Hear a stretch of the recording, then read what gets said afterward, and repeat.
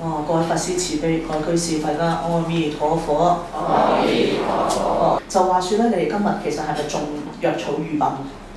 佛陀講種種法，為嘅目的係乜嘢咧？首先令你歡喜，快得善利，即係你係有一啲嘅現在你聽得明佛法，你已經即刻係你覺得係有用嘅。又或者咁講咧，我留意到佛經咧，其實每一部佛經嘅最尾嘅部分，我哋所謂流通分啊，你有冇發覺最尾嗰幾句講乜嘢㗎？大眾歡喜順受奉行，係咪？作禮而去，部佛經都係咁噶嘛？你咪記得我講過金字塔嘅，係嘛？你明咗啦，係咪？歡喜順受咯，係咪？咁然後你接受咗之後，你要將佢內化，你要將佢實踐出嚟，需要奉行。在佛陀嘅心目中，唔係計較你，或者唔係在乎你認識有多少佛法。在佢眼光，佢根本唔重視啊！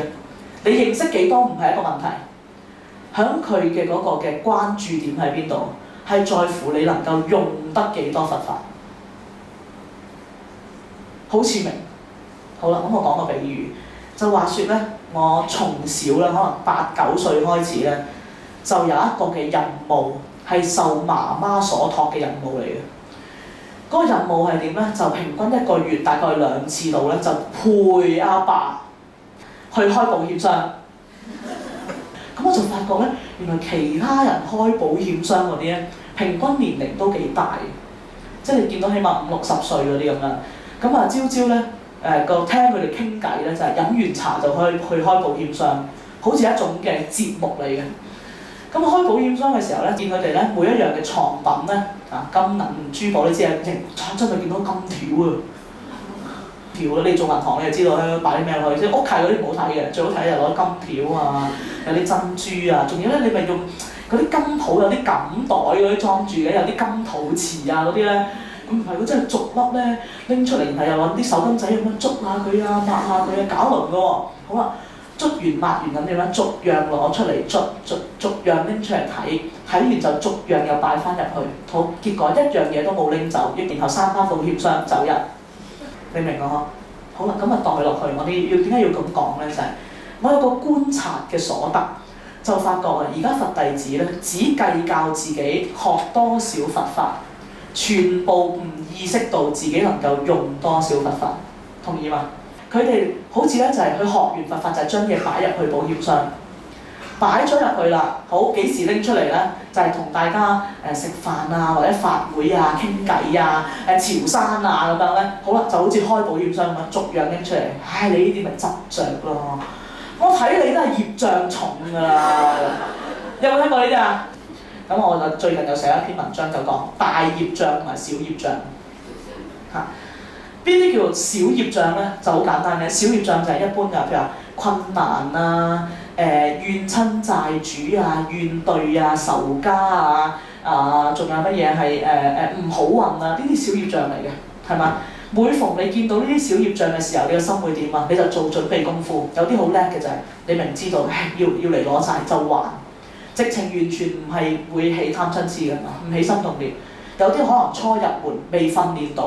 好啦，見到啲小業障，覺得難捱，起咗貪嗔痴，但係好快就收，好快就收，然後仲自己會檢討，起咗貪嗔痴真係唔啱啊！呢啲明顯係業障嚟嘅，我唔應該俾個境牽住。你咪識講啊？識分啊？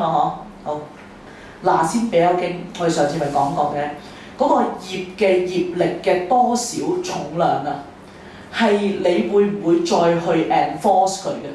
即係你會唔會仲加強佢？好啦。就話如果你做善業嘅話，你隨喜自己功德，我哋講過好多次嘅，係嘛？我隨喜啫，我唔係強求㗎，我做咗功德，然後我隨喜佢。善業嘅業力係隨住你呢一個歡喜嘅意業嘅業力去加強嘅。好啦，咁如果你頭先就話啦，遇到一個小嘅困境，係嘛？無論係人哋鬧你又好啊，冤家啊、怨對啊，或者係唔好運啊呢啲咁樣啊，生病啊呢啲。好啦，你明顯見到，然後起咗貪嗔痴。如果你係佛弟子，你好快自己知覺察到啦，然後你係咪懺悔啊？好啦，懺悔就係你嗰個意業嘅業力不停咁樣希望佢之前所做過嘅貪嗔痴或者口業嘅嗰個力量係減低嘅。你話減唔減得多少，我唔能夠肯定，起碼你唔會再俾佢持續發展。即係話你之前起咗貪嗔痴嘅嗰個壞嘅影響，唔會壞得太多、太遠、太耐，咁啊唔會積得太強嘅業力，明唔明？所以話點解有人做罪可以得少嘅禍，有人做罪會得大嘅禍，就係睇你之後會唔會 keep 住去 enforce 嗰個嘅之前嘅業力。好啦，而家我要講就係之後嗰個嘅所謂大嘅業障。大嘅業障係乜嘢咧？包括我執、我慢，仲有係自以為是我愛，全部都係關自己事，唔關人事嘅。其實咩叫大業障咧？就係你嗰個我好大，自我膨脹好大，然後喺你眼裏邊睇一切眾生所做嘅嘢都係唔好嘅，比起你嚟到睇係一定差過你。然後就係我頭先咁樣講啦，你啲師兄弟啲同參道友成日都話：唉，呢啲咪業障重咯，話得人哋嗰啲自己最重。點解我咁講啊？你唔識得起憐憫心，你唔去幫你啲同參道友不特止，你仲成日遞人哋話：唉，你啲咪業障重咯，係咪？唉，我見到你啊，真係猛憎，即係又有呢啲咁樣啊，總係見到人哋唔啱，總係覺得自己啱嚇，人哋修行嘅樣都唔好，係嘛？自己咧，自己樣都好，冇修行嚟。我講嗰啲滿口都係名相嚇，你嗰啲滿口你都唔係佛理嚟嘅，所以咧睇你都唔係修行，明啊？好啦，呢啲大業障會係點啊？你出口又好，你心裏邊諗就好。你呢種眼睇唔起人哋，甚至乎有啲仲差嘅自讚毀他，菩薩戒重戒嚟嘅喎。梵網菩薩戒10重裏邊，自讚毀他係重戒嚟㗎，因為你揾人哋去抬高自己嘅，咁你自唔自卑啊？佢戒本裏邊講乜嘢啊？佢話菩薩精神應該係壞事向自己，好事向他人，係嘛？華嚴經講乜嘢啊？不為自己求安樂，但願眾生得離苦啊嘛。係嘛？你為眾生去受罪都應該嚟唔切，你而家你點可以咁殘忍，攞眾生去佔你，然後抬高自己？你行乜嘢菩薩道？係嘛？我慢係6煩惱之一喎，係嘛？然後你不停咁樣起我執、起煩惱，見到唔如意嘅境，你依然起貪嗔痴，仲要做埋口業就話我而家教精你啊！你覺得點啊？佢都覺得自己啱嘅喎。嗱，你覺得自己唔啱，你唔會做。keep 住覺得自己啱嗰啲先係真係業障，咁啊最慘。呢個就係我哋頭先所講，佢做咗無論係意業又好、口業又好，做完之後佢仲不停咁樣加嗰個業力落去，加到有幾重得幾重，到幾時先知啊？到行到去地獄門前就知啦。哇，係有好大件事㗎！因為你完全唔知覺啊嘛，做咗你都唔知，你都唔覺得自己係做壞嘅事。好啦，到下墮三途、悲應萬苦嘅時候，你就知道，唉呀，早知今日就何必當初，係咪太遲啊？比起之前嗰個小業障嚟講，你明知道係業障，然後你自己明係要改，你根本就 stop 咗佢，你唔會再加任何嘅業力於其上，同後者係咪好唔同？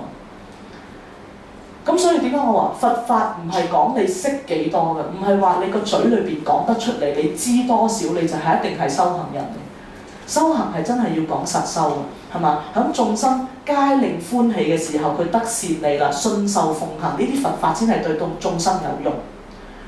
記唔記得響《法華經》我哋方便品嘅時候，佛陀話佢出現於呢個世間，為嘅係一大事因緣啫嘛。嗰個大事因緣就係要令到眾生係嘛開示悟入眾生佛嘅知見，但係我哋而家佛弟子唔係，我哋完全係點啊？直情係辜負咗佛陀嘅原心。我唔係語氣重㗎啦，我話你辜負。我如果再重啲，淨係話你糟蹋添，係嘛？你咪辜負咗佛陀嘅嗰個嘅悲心嗰個嘅原心。佢咁辛苦示現出世，為嘅係令到我哋正圓滿佛果，而唔係為你俾你威下拎住啲佛法嘢得人哋。有冇聽過人哋比喻啊？就話嗰啲倒水啊，越成熟嘅裏邊越有東西嘅嗰啲倒水個頭就得越低，係嘛？你越有貢高我慢嘅，即係代表你裏邊越冇東西。咁啊，希望大家真係唔好辜負佛陀嘅苦心，能夠於菩薩道一步一步邁進，究竟成就圓滿佛果。阿彌陀佛，阿彌陀佛。